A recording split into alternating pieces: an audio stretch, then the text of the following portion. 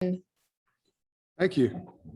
We will start with an opening statement from you per usual, and then if people want to go ahead and raise their hands for questions, we'll move to those after. All right.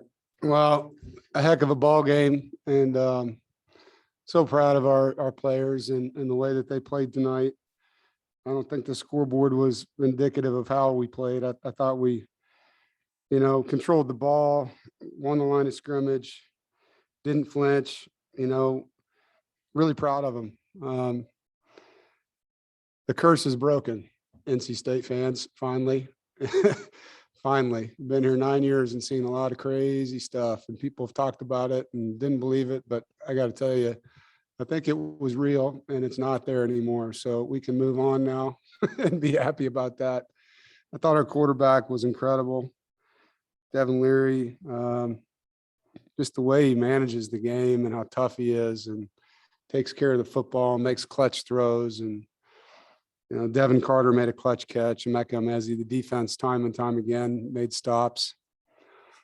Just super proud of these young men. And it's been a journey. And that's a really good football team that's had their adversity this year. And Dabo and his staff and his team, they played hard and coached well. And it was a great football game. So, I have to give God the glory here and be so thankful and blessed for what we have with these players and their leadership and what he's given me with this staff. So it's a great team win, and thankful, very thankful, and looking forward to celebrating this win tonight. Any questions?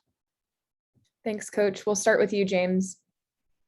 Yeah, Dave, congrats on the win. You talked a little bit about Devin's play already. Was that the game plan coming in offensively? Because, you really gave him a lot tonight in terms of making plays underneath and really reading their defense.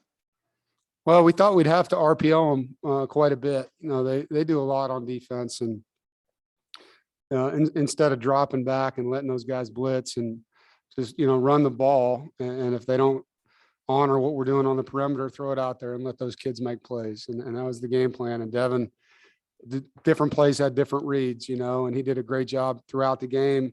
And Coach Beck, changing up who he was reading and what he was looking at, whether it was backer or safety.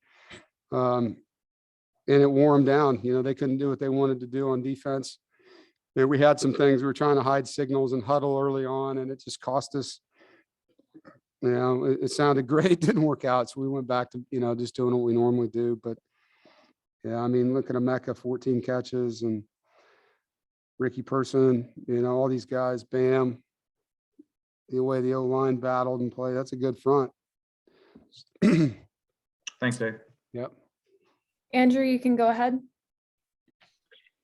Dave, you mentioned everything that's happened in this series with Clemson since you've been here, and obviously looking at where they are and what they've done as a program and what this win could mean for you guys in terms of what you can accomplish in the ACC. Would you call this the biggest win of your tenure here? Yeah, I would. I think it's put us in a position, not only because they're a top 10 team and it's our first ACC game of the year, and the number of times that we've had a chance to beat them and couldn't. The number of times they've been in the playoffs, national championship game, won the national championship. That's a great football program that we just beat. And I have the ultimate respect. I think you guys make a lot out of this thing between me and Dabo, which doesn't exist. I have the ultimate respect for him and their staff and their team. And it means a lot. He's made me a better coach. He's pushed me. We've tried hard to catch up to them, and we've developed our guys, and we've built an edge to us because of them. We wanted to beat them for a long time. We've had chances to beat them, and we didn't. We didn't make the plays, and we made the plays tonight. Rob, go ahead. Dave, according to the school newspaper technician, the students have already conjugated around the bell tower, which is lit red, and police have blocked off Hillsborough Street. To give the student body something that important that they choose to celebrate like that. How meaningful is that to you, sir? Light it red, Chancellor Woodson. Light it red and leave it on all night. I hope they have a lot of fun. I hope they have a great night. They deserve to party like that. And I hope they all stay safe.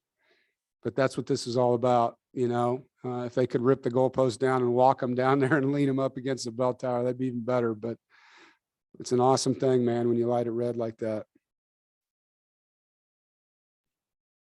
Josh, you can go ahead. Coach, you mentioned the curse is broken. So I'm interested, considering how things went at the end of regulation and the drama at the end. Is the first feeling you feel relief as fans are running on the field? Describe what was going through your mind. You talking about the last play of the game? Yes. Yeah, I mean, when I saw the ball sail a little bit wide right, Coach Gibson was on the headset and said, "That's it, boys." And all of a sudden you see flashes and players running out and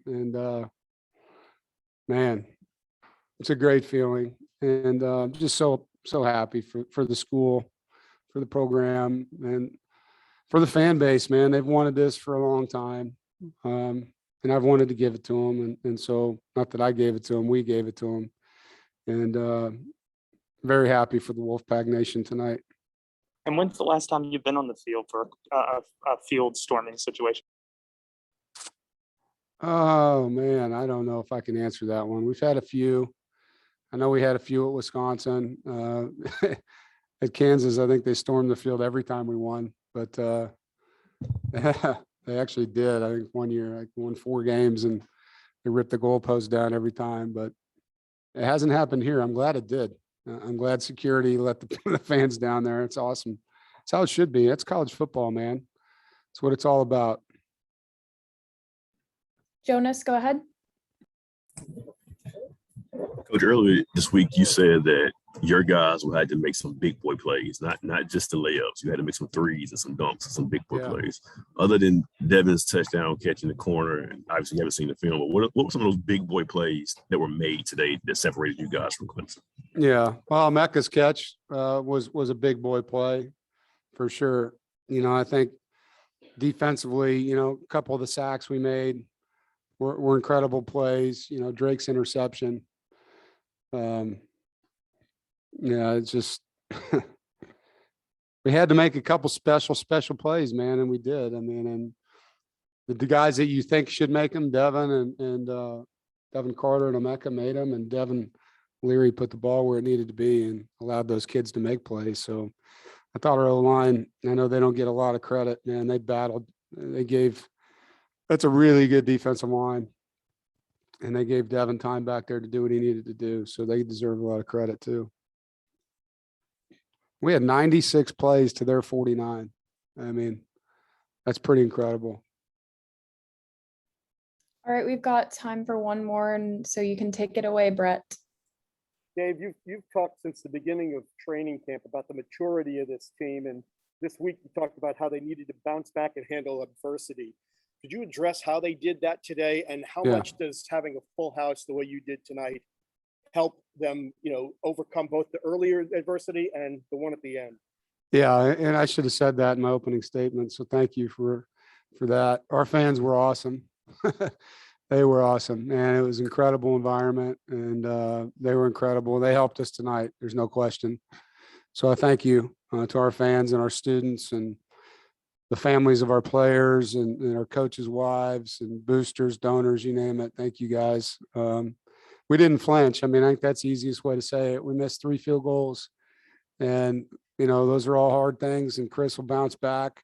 But offensively, you have the ball that much and don't get as many points as you want. And some teams, here we go again. Our guys just say, keep playing, put the ball down. And next play is the play we're going to win the game. And that's how we approached it. So the maturity kicked in. You know, we stopped helping them in the second half with penalties. That was a big part of why they played with us in the first half. You know, I think we had 9 penalties in the first half. We only had 2 in the second. And so that was a big part of what we did in the second half. And that's a mature thing. The guys in the locker room at halftime knew it. They owned it, and they came out and played their butts off. Thanks, Dave. Congratulations. Yep. Thank you. All right, Coach, that's it for you. Thanks for the time, and congrats again on the win. Thank you. All right, everybody, we will have